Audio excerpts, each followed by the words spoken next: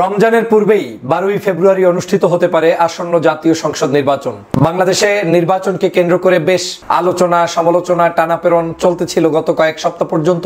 বিশেষ করে বাংলাদেশ জাতীয়তাবাদী দলের আহ্বান ছিল নির্বাচন করতে হবে ডিসেম্বরের মধ্যেই। অন্যদিকে বাংলাদেশের অন্যতম রাজনৈতিক দল জামাত ইসলাম বলেছিলেন জুনের মধ্যে করলে আপত্তি নেই, তবে রমজানের আগে ফেব্রুয়ারির মাসের দিকে করলে তাদের পরামর্শ হচ্ছে সেটা হলেই ভালো হয়। ইসলামী আন্দোলন বাংলাদেশ চরমনায়ের পীর সাহেবের দল তারা বলেছিলেন জুনের মধ্যেই সংস্কার কার্যক্রম শেষ করে প্রধান উপদেষ্টা নির্বাচন করবেন বলে তারা তার উপরে আস্থা রেখেছেন। তথা এই তিনটি দল বাংলাদেশের যেহেতু সর্বশ্রেষ্ঠ বড় দল, যাদের 300 আসনে প্রার্থী দেওয়ার যোগ্যতা আছে, সেই দলগুলোর আলোচনা সমালোচনার মধ্যেই নতুন করে এখন বৈঠক অনুষ্ঠিত হলো। অনেক কল্পনা জল্পনা পেরিয়ে একটি সুন্দর গণতন্ত্র প্রতিষ্ঠার লক্ষ্যে বাংলাদেশ নির্বাচনের দিকে এগিয়ে যাচ্ছে। 2026 সালের 12ই ফেব্রুয়ারি জাতীয় সংসদ নির্বাচন ঘোষণা করা হয়েছে। আগামী জাতীয় নির্বাচন ফেব্রুয়ারিতে হতে যাচ্ছে, এই সম্ভাবনা এখনো খুবই প্রবল, মানে এই তারিখটা নির্ধারিত হবে আমরা জানি। আসসালামু আলাইকুম ওয়া রাহমাতুল্লাহি ওয়া বারাকাতুহু। যারা ভিডিওটি দেখছেন এই মুহূর্তে তাদেরকে অনুরোধ করব দয়া করে পুরো ভিডিও সম্পূর্ণ দেখবেন। খুবই গুরুত্বপূর্ণ এবং অত্যন্ত ইম্পর্টেন্ট ভিডিও নিয়ে উপস্থিত হয়েছে আপনাদের মাঝে প্রিয় দর্শক। সম্মানিত বন্ধুগণ, দর্শক শ্রোতা মণ্ডলী, অবশেষে নির্বাচনের দিন তারিখ ধার্য করা হয়েছে, নির্ধারণ করা হয়েছে। রমজানের আগেই নির্বাচন হতে যাচ্ছে। 2026 সালের 12ই ফেব্রুয়ারি নির্বাচনের দিন। প্রিয় দর্শক শ্রোতা মণ্ডলী, এই দিনে নির্বাচন অনুষ্ঠিত হবে। প্রিয় দর্শক শ্রোতা মণ্ডলী, সুষ্ঠু নিরপেক্ষ একটা নির্বাচন আমরা দেখতে চাই অবশ্যই। প্রিয় দর্শক শ্রোতা মণ্ডলী, বিএনপির ভারপ্রাপ্ত চেয়ারপারসন তারেক রহমানের সঙ্গে লন্ডনে প্রধান উপদেষ্টা ডক্টর মোহাম্মদ ইউনূসের বৈঠকের পরেই কিন্তু এই নির্বাচনের দিন তারিখ ধার্য করা হয়েছে। চলুন আমরা কয়েকটা প্রতিবেদন দেখে আসি, তারপরে কথা বলি, তারপরে আলোচনা করি। আমরা দেখি আসলে নির্বাচন কোন দিনে কোন তারিখে অনুষ্ঠিত হতে যাচ্ছে এবং এই নির্বাচনটা কেমন হবে, মানুষ কি ভাবছে, মানুষের ব্যক্তিগত ওপিনিয়নটা কি, মানুষ কি বলছে যে এই নির্বাচনটা কি আদৌ সুষ্ঠু নিরপেক্ষ পরিবেশে অনুষ্ঠিত হবে, এটা কি সম্ভব? এই অল্প সময়ের মধ্যে একটা সুষ্ঠু নিরপেক্ষ নির্বাচনের পরিবেশ তৈরি করা আদৌ কি পসিবল? চলুন কথা না পারি আমরা দেখে আসি কয়েকটা প্রতিবেদন, কয়েকজনের মুখ থেকে তাদের মতামত শুনবো, জানবো। আশা করি সঙ্গে থাকবেন আপনারা আমাদের। রমজানের পূর্বেই 12ই ফেব্রুয়ারি অনুষ্ঠিত হতে পারে আসন্ন জাতীয় সংসদ নির্বাচন। বাংলাদেশে নির্বাচনকে কেন্দ্র করে বেশ আলোচনা সমালোচনা টানাপেরন চলতেছিল গত কয়েক সপ্তাহ পর্যন্ত। বিশেষ করে বাংলাদেশ জাতীয়তাবাদী দলের আহ্বান ছিল নির্বাচন করতে হবে ডিসেম্বরের মধ্যেই। অন্যদিকে বাংলাদেশের অন্যতম রাজনৈতিক দল জামাত ইসলাম বলেছিলেন জুনের মধ্যে করলে আপত্তি নেই, তবে রমজানের আগে ফেব্রুয়ারির মাসের দিকে করলে তাদের পরামর্শ হচ্ছে সেটা হলেই ভালো হয়। ইসলামী আন্দোলন বাংলাদেশ চরমনায়ের পীর সাহেবের দল তারা বলেছিলেন জুনের মধ্যেই সংস্কার কার্যক্রম শেষ করে প্রধান উপদেষ্টা নির্বাচন করবেন বলে তারা তার উপরে আস্থা রেখেছেন। তথা এই তিনটি দল বাংলাদেশের যেহেতু সর্বশ্রেষ্ঠ বড় দল, যাদের 300 আসনে প্রার্থী দেওয়ার যোগ্যতা আছে, সেই দলগুলোর আলোচনা সমালোচনার মধ্যেই নতুন করে এখন বৈঠক অনুষ্ঠিত হলো। আজকের অন্তর্বর্তীকালীন এই যে সরকার রয়েছে, এই সরকারের প্রধান উপদেষ্টা ডক্টর মোহাম্মদ ইউনূসের সাথে বাংলাদেশের অন্যতম বড় রাজনৈতিক দল বাংলাদেশ জাতীয়তাবাদী দলের ভারপ্রাপ্ত চেয়ারম্যান জনাব তারেক রহমানের সাথে। আপনারা জানেন যে তারেক রহমান যেহেতু বাংলাদেশে উপস্থিত নেই, সে কারণে যতগুলো বৈঠক অনুষ্ঠিত হয়েছে সবগুলো বৈঠকেই বিএনপির ভারপ্রাপ্ত চেয়ারম্যান অংশগ্রহণ করার সুযোগ পাননি। সুযোগ পেয়েছে দলের সেক্রেটারি জেনারেল সহ, মহাসচিব এবং সিনিয়র নেতৃবৃন্দ সহ অন্যান্য জাতীয় নেতৃবৃন্দ। অন্যদিকে জামাত ইসলামের পক্ষ থেকে সরাসরি ডক্টর মোহাম্মদ ইউনূসের সাথে বহুবার বৈঠক করেছেন জামাত ইসলামের আমির ডাক্তার শফিকুর রহমান সাহেব, চরমনায়ের পীরের আন্দোলন ইসলামী আন্দোলন বাংলাদেশের আমির জনাব রেজাউল করিম সাহেব। এই যারা অংশগ্রহণ করেছেন এর বাহিরেও ছোট বড় অন্যান্য রাজনৈতিক দলের নেতারা বিভিন্ন সময় ডক্টর মোহাম্মদ ইউনূসের ডাকে সাড়া দিয়েছেন, বৈঠক করেছেন। কিন্তু তারপরেও লন্ডন যেহেতু গিয়েছেন প্রধান উপদেষ্টা, স্বভাবতই জনতার দাবি, দলের দাবি এবং ডক্টর মোহাম্মদ ইউনূস সাহেবেরও আকাঙ্ক্ষা আগ্রহ দল নিরপেক্ষ একটি জাতীয় নির্বাচন করার প্রস্তুতি গ্রহণের জন্যই ডক্টর মোহাম্মদ ইউনূস সাহেবের দরকার ছিল জনাব তারেক রহমান সাহেবের সাথে বৈঠক। এই বৈঠকের মধ্য দিয়ে যেটা প্রমাণ হয়েছে, আমরা জাতীয় ঐক্যমতে পৌঁছতে পেরেছি। বাংলাদেশের জনগণ নির্বাচনের দিকে সব দলই যেতে চায়, কোনো দল আগে কিংবা পরে, কিন্তু যেভাবেই হোক নির্বাচন কিন্তু সকলের মূল তালিকায় রয়েছে। সেই জায়গা থেকে এই বৈঠকটা অত্যন্ত গুরুত্বপূর্ণ ছিল। নিশ্চয়ই আপনারা বাংলাদেশের অন্যতম সেরা দল বিএনপিকে বাদ দিয়ে যেমন নির্বাচন সুষ্ঠু নিরপেক্ষ কিংবা সুন্দর হবে না, তাতে বিএনপি একটা সিট পেলেও হবে না কিংবা বিএনপি 200 সিট পেলেও হবে না। বিএনপিকে রাখতেই হবে এবং বিএনপির সাথে বাংলাদেশের অন্য সকল রাজনৈতিক দলকেও রাখতে হবে। এদেশে যেমন বিএনপিকে বাদ দিয়ে নির্বাচন সুষ্ঠু হবে না, জামাত ইসলামকে বাদ দিয়ে রাষ্ট্র সুন্দরভাবে পরিচালনা করা এবং নির্বাচন করা সুষ্ঠু সুন্দরভাবে হবে না, পাশাপাশি অন্যান্য রাজনৈতিক দলগুলোকে বাদ দিয়েও করা যাবে না, অ্যাকসেপ্ট আওয়ামী লীগ। আওয়ামী লীগকে বাংলাদেশ জনগণের এই জায়গায় জনগণ আওয়ামী লীগকে চিরদিনের জন্য মুছে দিয়েছে এবং তারা সেই 5ই আগস্টই নাই হয়ে গিয়েছে। অতএব যেই দলটি নাই হয়ে গিয়েছে তাকে নিয়ে আমাদের কোনো চিন্তার কারণ নেই, আলোচনারও কোনো যুক্তিকতা নেই। কিন্তু ওই দলটির বাহিরে যারা রয়েছে তাদের মধ্যে ঐক্যবদ্ধ হওয়া, ঐক্যমত থাকা এবং বাংলাদেশের রাজনীতিতে তাদের প্রভাব থাকা, এটা আমাদের গণতন্ত্রের জন্য অত্যন্ত গুরুত্বপূর্ণ ছিল। আমি প্রায়ই বলতাম যে নির্বাচন হতে পারে, সে নির্বাচনে বিএনপি একটি জোট হিসেবে নির্বাচন করতে পারে, একা একা নির্বাচন করতে পারে, জামাত চরমনাই সহ তারা একটি জোট হয়ে নির্বাচন করতে পারে, এর সাথে অন্যান্য রাজনৈতিক দল করতে পারে, কোনো সমস্যা নেই। কিন্তু নির্বাচনে যাই কিংবা যখন যাই সেটা আমার ভিন্ন আলোচনা, কিন্তু আমাদের মধ্যে ঐক্যবদ্ধ থাকতে হবে। আমাদের ঐক্যবদ্ধ থাকতে হবে হাসিনার সকল কূটচালের বিরুদ্ধে, ষড়যন্ত্রের বিরুদ্ধে। এই সরকার যারা বসেছে, ডক্টর মোহাম্মদ ইউনূস, তিনি আমাদেরই সরকার, আমরা তাকে বসিয়েছি, তিনি আমাদের শত্রু নয়। কিন্তু আমরা কারো ফাঁদে পাড়া দিয়ে তাকে শত্রু বানাতে গিয়ে, তার পদত্যাগ পর্যন্ত কামনা করতে গিয়ে আমরা বাংলাদেশের আগামী দিনের গণতন্ত্রকে নস্যাৎ করারই ফাঁদে কেউ কেউ হয়তো অংশগ্রহণের সুযোগ করেছিলেন। কিন্তু সেই জায়গা থেকে মহান রবের স্পেশাল রহমতে আমরা আবার কিন্তু তরাই উত্তরাই পাড়ি দিয়ে নতুন পথে ধাবিত হচ্ছি এবং গণতন্ত্রের পথেই চলছি। এবং সেজন্য আমি ধন্যবাদ জানাই বাংলাদেশের বর্তমান সরকারের প্রধান উপদেষ্টা ডক্টর মোহাম্মদ ইউনূস সহ এই অন্তর্বর্তীকালীন সরকারের বিভিন্ন দায়িত্বপ্রাপ্ত ব্যক্তিবর্গদেরকে। আমি ধন্যবাদ জানাই বাংলাদেশ জাতীয়তাবাদী দলের ভারপ্রাপ্ত চেয়ারম্যান জনাব তারেক রহমান সাহেবকে, ধন্যবাদ জানাই তার দল সহ বাংলাদেশের বিভিন্ন রাজনৈতিক দলের যে সকল নেতাকর্মীরা রয়েছেন তাদের সবাইকে।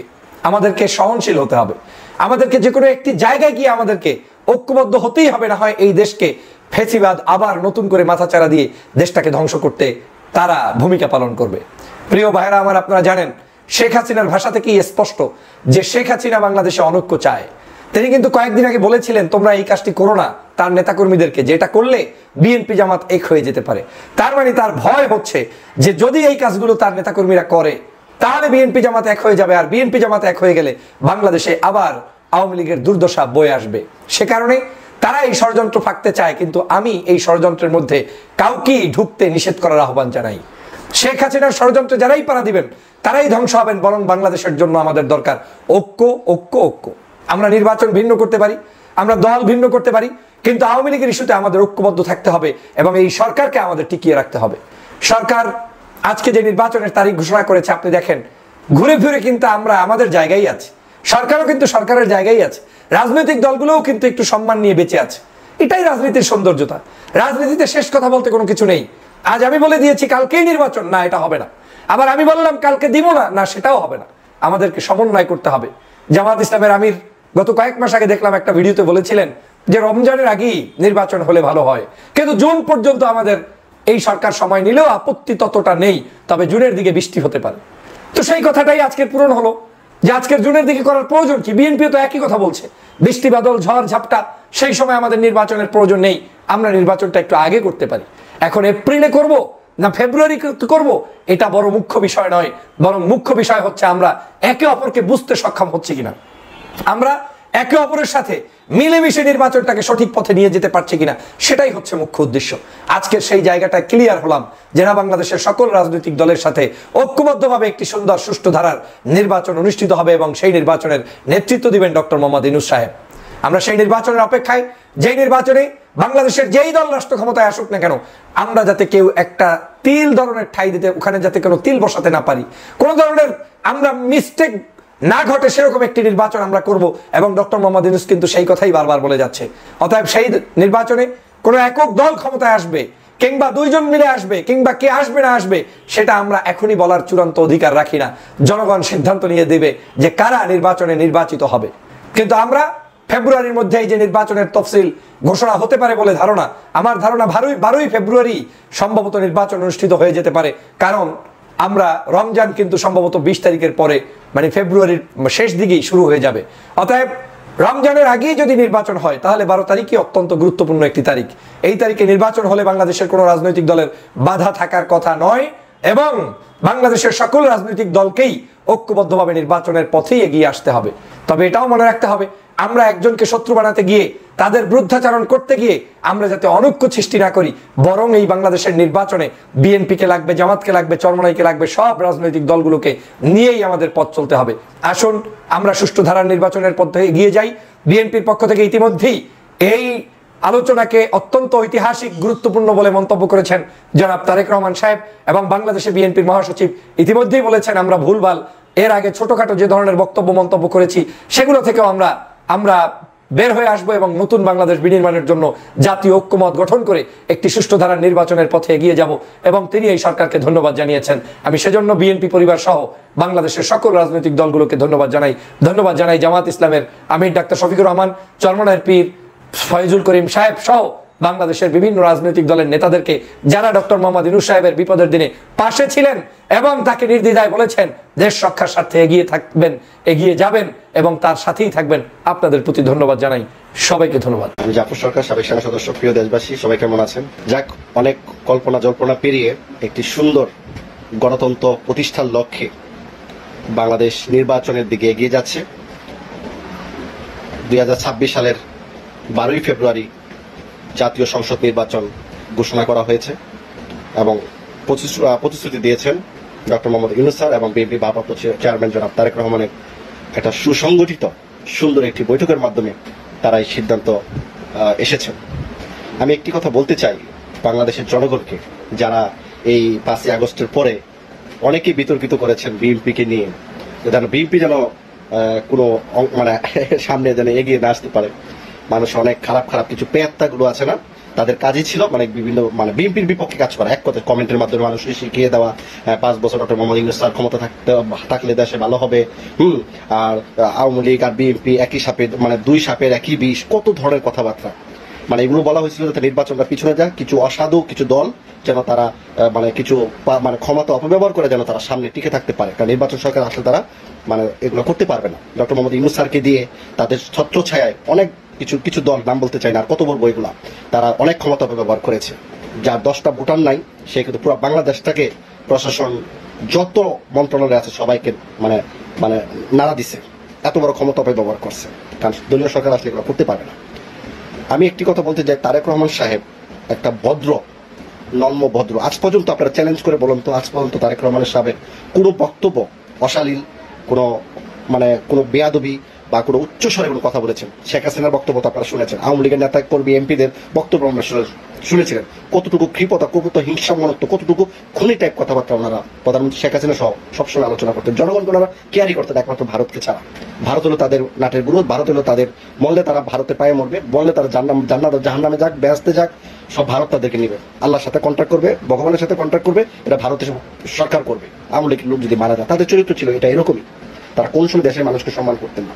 আমি কথাটা কেন বললাম, যে তারেক রহমান সাহেব এতটুকু একটা পপুলার একজন মানুষ, কারণ উনি শহীদ প্রেসিডেন্ট জিয়াউর রহমানের উত্তরসূরি এক বড় সন্তান।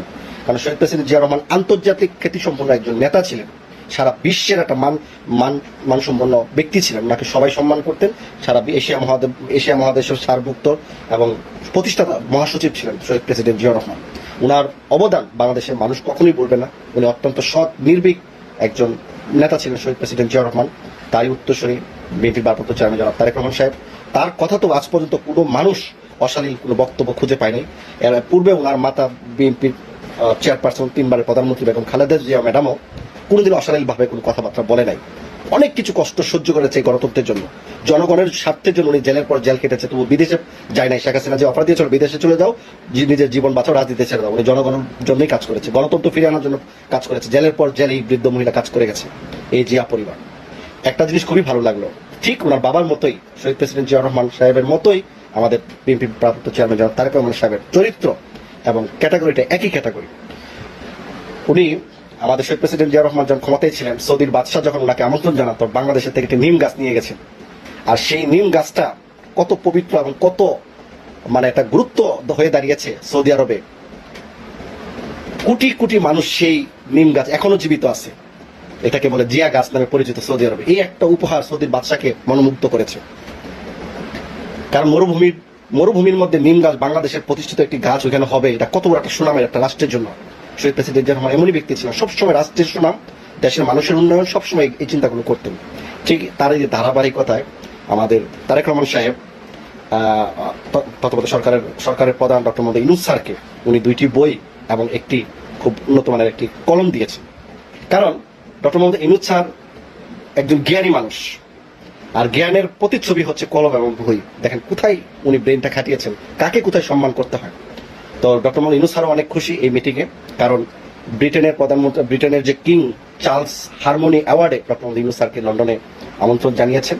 সেই আমন্ত্রণে ডক্টর মোহাম্মদ ইউনূস স্যারও বিএনপি ভারপ্রাপ্ত চেয়ারম্যান জনাব তারেক রহমান সাহেবকেও আমন্ত্রণ জানিয়েছেন একটি বৈঠকে বাংলাদেশের গণতন্ত্র প্রতিষ্ঠা বা ইলেকশন নিয়ে, যাতে ওনার সাথে আলোচনা করেন। এটা কত বড় একটা সম্মানের বিএনপির জন্য। উনিও সম্মানিত হয়েছেন, বিএনপিও সম্মানিত হয়েছে। আমরা ধন্যবাদ জানাই ডক্টর মোহাম্মদ ইউনূস স্যারকে নিজ উদ্যোগে এরকম একটা সিদ্ধান্ত নিয়েছেন। অথচ শেখ হাসিনার ভাগ্নি শেখ রিহানার কন্যা, যারা লন্ডন পার্লামেন্টের আপনার মন্ত্রী ছিলেন, তারও আমন্ত্রণ উনি চেয়েছিলেন যে ডক্টর মোহাম্মদ ইউনূস স্যারের সাথে সাক্ষাৎ করতে, উনি নাকচ করে দিয়েছেন। কারণ ওনারা জানে কার যোগ্যতা কোথায় এবং কাকে সম্মান করলে দেশের জনগণ ভালো থাকবে। কারণ আওয়ামী লীগ যে সন্ত্রাসী কর্মকাণ্ড 17টা বছর কাটিয়ে গেছে, কি নিঃশৃঙ্খল ভাবে মানুষকে প্রকাশ্যে হত্যা করেছে। আওয়ামী লীগের বিরুদ্ধে কথা বলে তাকে হত্যা, গুম। যদি গ্রাম অঞ্চলে আমরা চোর করে ডাক দিতাম, চোর আসছে, সমস্ত মানুষ বেরিয়ে আসতে সময় লাগতো। কিন্তু এই আওয়ামী লীগের সময় এমনও ঘটনা হয়েছে সারা বাংলাদেশে গ্রাম অঞ্চলে, শুধু খালি বলতো যে বিএনপি, 2 মিনিট 5 মিনিটের মতো পুলিশ এসে পড়তো। মানে বিএনপি এতটুকু একটা ভয়ঙ্কর নাম ছিল, কারণ বিএনপির নামটা করলে পুলিশ আছে, কারণ পুলিশরাও ওই মুহূর্তে ডিউটি করতো, খালি কখন বিএনপিকে অ্যারেস্ট করবে, কখন কয়টা মামলা দিবে, সকালে যারা ডিউটি করে রাত্রে হ্যান্ড ওভার করবে, বিএনপির নামে কয়টা মামলা হয়েছে, মিথ্যা মামলা, কয়জনকে অ্যারেস্ট করা হয়েছে, কয়জনকে ক্রস ফায়ার করা হয়েছে, এগুলো ডিটেলস। আবার রাতে যারা ডিউটি করে সকালকে হ্যান্ড ওভার করবে। এরকম দিনের মধ্যেও বিএনপি জনগণের জন্য, দেশের জন্য কাজ করে গেছে। আপনারা নিশ্চিত বলতে পারেন, আপনারা জানেন যে 17 বছর আমাদের মতো ব্যক্তিরাই এই শেখ হাসিনার বিরুদ্ধে, দুর্নীতির বিরুদ্ধে, খুনিদের বিরুদ্ধে, দর্শনের বিরুদ্ধে আমরা প্রতিবাদ করে আসছিলাম। কিন্তু আগামীতে যদি যেই দল ক্ষমতা আসুক, স্পেশালি বিএনপি যদি আসুক, আমরা বিএনপির পক্ষে। কারণ শহীদ প্রেসিডেন্ট জিয়াকে আমরা ভালোবাসি, উনি সামরিক বাহিনী অফিসার ছিলেন, আমরা সামরিক বাহিনীতে ছিলাম। ম্যাডাম খালেদা জিয়ার মতো একজন সৎ মানুষ, একজন ভদ্র, একজন মহিলার দল আমরা করি, ওনাকে সাপোর্ট দিই। কারণ দেশের গণতন্ত্র ওনারা প্রতিষ্ঠা করেছিলেন। ওনার মতো মন মানসিকতা, খালেদা জিয়ার ইতিহাস যদি আপনারা যারা ইয়াং জেনারেশন জানেন, স্বৈরাচার এরশাদের পতনের সবচেয়ে বড় ভূমিকা খালেদা জিয়ার ছিলেন। অনেক বড় ভূমিকা পালন করেছেন স্বৈরাচার এরশাদের। আপনার 1988 সালে লাল দিঘির পার শেখ হাসিনার একটি আওয়ামী লীগের একটা বড় সমাবেশ ছিলেন। সেখানে হোসেন মোহাম্মদ জানাল এরশাদের জাতীয় পার্টির সরকার সামরিক শাসনের সময় প্রায় 24 জন আওয়ামী লীগের নেতাকর্মীকে গুলি করে হত্যা করা হয়েছিল। এরই প্রতিবাদে 2 দিন পরে আপনার শেখ হাসিনা মহাসমাবেশ দেখেছিলেন প্রতিবাদে। কিন্তু শেখ হাসিনা ঠিকই ভয় পেয়ে ওই সমাবেশে কিন্তু আসে নাই, কারণ 24 জন নেতাকর্মী মারছে, যদি আবার শেখ হাসিনাকে মেরে ফেলে, আসে নাই। সেই আওয়ামী লীগের সমাবেশের নেতৃত্ব বেগম খালেদা জিয়া দিয়েছিলেন। দিয়ে মনে করেন এই যে এরশাদকে পতনের সূত্র চলে আসে। জিয়া রহমান জিয়া পরিবার কখনো পিছিয়ে যায় না, তারা সবসময় দেশের গণতন্ত্র, মানুষের কল্যাণের জন্য কাজ করে যাচ্ছে। আমরা একটা কথাই চ্যালেঞ্জ করি, আগামীতে যদি বিএনপি ক্ষমতা আসে, অসমাপ্তি যদি সংস্কার কোনো থেকে থাকে, সেটা 100% হবে। কারণ আপনারা যা হারাইছেন তার চেয়ে 1000 গুণ বেশি বিএনপি নেতাকর্মী খুন, গুম, অত্যাচার, নিপীড়ন, নির্যাতন, বাড়ি ছাড়া কোনো মানুষ এত অত্যাচারিত হয় নাই। এখন যে 5ই আগস্ট যাওয়া তার চেয়ে 1000 গুণ বেশি অত্যাচারিত বিএনপির মধ্যে হয়েছে। যেমন আমি বিদেশ থেকে প্রতিবাদ করেছি আন্তর্জাতিক সাইবার ক্রাইম মামলাকে, বিদেশে আমাকে শেখ হাসিনা আইনমন্ত্রী আনিসুল হক তারা আমাকে রাষ্ট্রদূতের মাধ্যমে আমাকে গ্রেফতার করেছিল বাংলাদেশে আনার জন্য। শেষ মানুষের দুয়ার রহমতে আমি জেল থেকে মুক্তি পেয়েছি, কিন্তু বাংলাদেশে আমাকে নিয়ে আসে না। আমার মা বাবা ভাই বোন সব 13 জন পরিবার আমি হারিয়েছি, আমার আত্মীয় স্বজন দেশে আসতে পারেনি এই শুধুমাত্র সোশ্যাল মিডিয়াতে প্রতিবাদ করার জন্য। তো বিএনপি যদি আগামীতে ক্ষমতা আসে, তারাও যদি দুর্নীতি করে বা অস্বাভাবিক কাজ করে, আওয়ামী লীগের কোনো পুনর্বাসন বা আওয়ামী লীগের ছত্রছায়া বিএনপির মধ্যে থাকে, আমরা সেই প্রতিবাদও করবো। কারণ আমরা দেশের জন্য, জনগণের জন্য উৎসর্গ নিজেকে করেছি। তা আর কিছু লোক মাঝখানে ফেসবুকে পোস্ট করলে বিএনপি তো আওয়ামী লীগ বিএনপি ইন্ডিয়ার পুনর্বাসন, আওয়ামী লীগের পুনর্বাসন করতে চায়। কারণ ইন্ডিয়া হচ্ছে একটা ক্রিমিনাল চাল দেয়। বিএনপি চাচ্ছিল যে ডিসেম্বরে নির্বাচন করার জন্য, তো ভারত চাচ্ছে নিজেরা নির্বাচন দেওয়ার জন্য ডিসেম্বরে, যাতে বিএনপির মধ্যে একটা কুন্দল সৃষ্টি হয়, যাতে বুঝতে পারে বিএনপি এবং ভারত একই মতামত, একই গ্রুপের লোক তারা, যাতে এটা মানুষ যেন সন্দেহ করে বিএনপি। এটা ভারতের একটা চাল ছিল, যাতে ভারত ডিসেম্বর নির্বাচন, বিএনপি নির্বাচন যায়। আর নির্বাচন একটা ধারাবাহিকতা আসতেই হবে, কারণ ডক্টর মোহাম্মদ ইউনূস স্যার যত তাড়াতাড়ি নির্বাচন দিবেন, তত জনগণের জন্য উনি একটা রিয়াল হিরো থাকবেন। কারণ শেখ হাসিনা নির্বাচন দিতে চাইতো না, তার ক্ষমতা থাকার জন্য থাকতো। ডক্টর মোহাম্মদ ইউনূস স্যার তত্ত্বাবধায়ক সরকার প্রধান হওয়ার পরও যদি উনি নির্বাচন দেরি করে, তাহলে শেখ হাসিনার মধ্যে ওনার মধ্যে কোনো পার্থক্য থাকতো না। যা অশেষ রকম নির্বাচনে এসেছেন, আগামী 12 ফেব্রুয়ারিতে নির্বাচন হবে। আমরা আশা করি দেশের জনগণ একটি সুন্দর ভোটের মাধ্যমে, নিরপেক্ষ দেশের মাধ্যমে যেন সুন্দর একটি নির্বাচন হয়। প্রত্যেকটা প্রার্থী যেন তার নিরাপত্তার মাধ্যমে নির্বাচন কমিশনার যেন এগুলা দায়িত্ব নেন, যাতে এটা কনফার্ম করেন। এবং যেই সরকারই আসুক জবাবদিহিতা সরকার আসতে হবে, আর যারা দুর্নীতি করবে তাদের বিরুদ্ধে আমরা আছি, এটাই শুধু আমাদের কথা বলার জন্য আজকে আপনার ডক্টর ইউনূস এবং তারেক রহমান সাহেবের যে মিটিংটা হয়েছে প্রায় 1.5 ঘন্টার উপরে, এটা অত্যন্ত সফল এবং বাংলাদেশের জনগণের জন্য কল্যাণ বয়ে আসবে। দুর্নীতি যারা করেছে তাদের বিচার সংস্কার যতটুকু নির্বাচন আগে সম্ভব ডক্টর মোহাম্মদ ইউনূস স্যারের পক্ষ থেকে সেটা, আর যেটা রিমাইনিং বাকি থাকবে সেটা যে কোনো সরকার আসুক তারা এটা করবে। আপনার জনগণকে আমরা সে আশ্বাস দিতে চাই, সেটা বিচার হবে, সংস্কার হবে, বিচার করতে হবে। আগামী জাতীয় নির্বাচন ফেব্রুয়ারিতে হতে যাচ্ছে, এই সম্ভাবনা এখনো খুবই প্রবল। মানে এই তারিখটা নির্ধারিত হবে আমরা জানি, কিন্তু সেটা শেষ পর্যন্ত হবে কিনা সংশয় আছে। আমি সংশয়ের কারণগুলো বিস্তারিতভাবে বলে যাব, কারণ এই ব্যাপারটা আমরা আমাদের মাঠে রাখা দরকার বলে মনে করি। কিন্তু এই ফেব্রুয়ারিতে সম্ভাবনা যখন তৈরি হয়েছে তখন এক ধরনের ক্রেডিট ক্লেমিং এর চেষ্টা হয়েছে, যে তাদের নির্ধারিত কিছু কিছু ব্যক্তি আছেন, তারা দাবি করছেন তাদের নির্ধারিত তারিখেই শেষ পর্যন্ত বিএনপিকে রাজি হতে হলো, এবং সেটাই শেষ পর্যন্ত ঘটলো, ক্রেডিট ক্লেমিং। হঠাৎ মনে হলো ক্রেডিট তো খানিকটা আমিও ক্লেম করতে পারি। এই ভিডিও শেষে একটা ছোট্ট ক্লিপ আমি যুক্ত করেছি খালেদ মহিউদ্দিনের সাথে, ঠিকানায় খালেদ মহিউদ্দিন প্রোগ্রামে আমার কাছে শেষে একদম স্পেসিফিকলি নির্বাচন কবে হবে সেটা জানতে চাওয়া হয়েছিল। স্পেসিফিকলি বলেছিলাম মিড অফ ফেব্রুয়ারি। এখন ভাবগতিক যা দেখা যাচ্ছে মিড অফ ফেব্রুয়ারিতে যাচ্ছে। সো আমারও কি ক্রেডিট ক্লেম করা উচিত যে আমি বলেছি তাই এটা এখানে হচ্ছে, আমি আগেই বলে দিয়েছি? তার আগে আরেকটা এরকম ক্রেডিট ক্লেমিং এর কথা বলতে পারি, এটা নিয়ে অনেকে ফান করেন, আমাকে ব্যক্তিগতভাবে পরিচিত অনেকে বলেন আমার কাছে আমার জ্যোতিষের পেশাটা দেওয়া দরকার, আমার কাছে এসে টাকা পয়সা দিয়ে লোকজন এই সেবা নিতে পারে। কারণটা হচ্ছে 1 জানুয়ারি ভয়েস অফ আমেরিকাতে একটা ইন্টারভিউ পাবলিশড হয় আমার, সেখানে আমি 1 জানুয়ারি 7 জানুয়ারি নির্বাচন, শেখ হাসিনার সেই নির্বাচন, আমিরামি নির্বাচন, 1 তারিখে আমি বলেছিলাম যে এই সরকার 1 বছরের বেশি টিকতে পারবে না, বেশ কিছু হিসেব নিকেশ করে সেটা ঘটলো। সুতরাং এখানেও বিরাট বিরাট ক্রেডিট ক্লেম করার জায়গা আছে। কিন্তু প্রশ্ন হচ্ছে এই যে দুটোর কথা বললাম, আরও এরকম বেশ কিছু ধারণা, বেশ কিছু ভবিষ্যৎবাণী মিলে গেছে, এটা দেখাতেই পারি। কিন্তু প্রশ্ন হচ্ছে এগুলো কি আদৌ ক্রেডিট ক্লেম করার কিছু, যে এটা হয়েছে বলেই এরকম হয়েছে, মানে আমি বলেছি বলেই শেখ হাসিনার পতন জুলাই আগস্টে হয়েছে, ব্যাপারটা এরকম হতে পারে যে এটা দেখে টেখে সবাই উৎসাহিত হয়েছে, বিরাট সাহসী হয়ে মাঠে নেমে পতন করিয়ে দিয়েছে। Should I do this? না, এগুলো অর্থহীন। আমার এই অনুমান ভুল হতে পারতো। আমি কতগুলো ওয়াইল্ড গেস না, গুনে টুনে জ্যোতিষীগিরি করে করিনি, ওই ইন্টারভিউটার মধ্যে আছে কেন আমি সেটা মনে করেছি। এবং শুধু এটা এই দিন না, এর আগের 2-3 বছর থেকে আমি বারবার বাংলাদেশে তিউনিসিয়া মডেলের কিছু হবে এটা বলে যাচ্ছিলাম। কোনো একটা ইস্যু ধরে ক্ষুব্ধ মানুষ রাস্তায় নেমে আসবে। এটা কোটা হয়েছে, আসলে এটা সরকারি চাকরি, হাসিনার অধীনে চাকরি পাওয়ার চেষ্টা ছিল প্রশাসন পুলিশে, মূলত সেটাকে আশ্রয় করে মানুষ নেমে গেছে, কারণ বারুদ জমে গিয়েছিল। এটা এবার না হলে অন্য কোনো ইস্যুতে এটা হতো, এটা আমি বিশ্বাস করতাম। এই বিশ্বাসের কথা আমি কয়েক বছর ধরে বলেছি, লিখেছি। বুয়াজিজির গল্প আমি বহুবার আমার ভিডিওতে বলেছি। ঠিক একইভাবে মিড অফ ফেব্রুয়ারি নির্বাচন নাও হতে পারতো, এটা আমি নানান ক্যালকুলেশন করে মনে হয়েছে, কারণ সরকারের ইগো আছে, সে ডিসেম্বরে করবে না, এপ্রিল আসলে গরম, সরকার এপ্রিল বলে ফেলেছিল, কিন্তু শেষ পর্যন্ত ফেব্রুয়ারিতে এসছে। এটা একটা খুব কঠিন বা কঠোর কোনো অ্যানালিসিসের প্রশ্নটা। আবার এর মানে এই না যে এটা করে, ওই যে বলছি যে ভারতের ষড়যন্ত্র নস্যাৎ করে দেওয়া গেছে। ভারত ডিসেম্বরে নির্বাচন চেয়েছিল, মানে ভারত ডিসেম্বরে নির্বাচন করাতে পারলে তাতে যে জিতবে সেই দলকে দিয়ে বাংলাদেশকে কিনে ফেলতে পারবে, সেই দলের প্রধানকে আবার স্লেভ বানাতে পারবে শেখ হাসিনা। আর ফেব্রুয়ারি হলে সেটা পারবে না, নস্যাৎ করে দিলাম। হাস্যকর। বরং আমরা এভাবে বলবো, যারা সেনাপ্রধানকে ভারতের দোসর, ভারতের লোক বলেন, সেনাপ্রধানের তো প্রথম ইন্টারভিউতে তিনি 18 মাস বলেছিলেন। 18 মাস কিন্তু যদি হিসেব করি, অগাস্টে সরকার এসছে, ফেব্রুয়ারি কভার করে, সো এটা ওই সীমার মধ্যে হচ্ছে, 18 মাস সীমার মধ্যে হচ্ছে। ডক্টর আসিফ নজরুল 1.5 বছরের কথা বলেছেন, আমি শুরুর দিকে যারা বলছিলেন তাদের কথা বলছি, তার এই বক্তব্যকে ডিফাই করেছেন। তিনিও আরেক বিরাট নাকি দালাল, তিনি এই সরকারকে শেষ করে দিয়েছেন, তার পদত্যাগ এবং তাকে সরানো ছাড়া বাংলাদেশ আর টিকবে না, এই আলাপ আমরা দীর্ঘদিন ধরে দেখেছি। তো তিনিও 1.5 বছর, এবং 1.5 বছরের মধ্যে হচ্ছেন। এপ্রিলে হলে অন্তত 1.5 বছরের ভাড়াটা কাটতো, কিন্তু সেটা হয় নাই, 1.5 বছরের মধ্যেই হচ্ছে নির্বাচন। ইভেন ফেব্রুয়ারি হচ্ছে বিএনপির এক্সপেক্টেড টাইমের চাইতে সামান্য 1 মাস বেশি।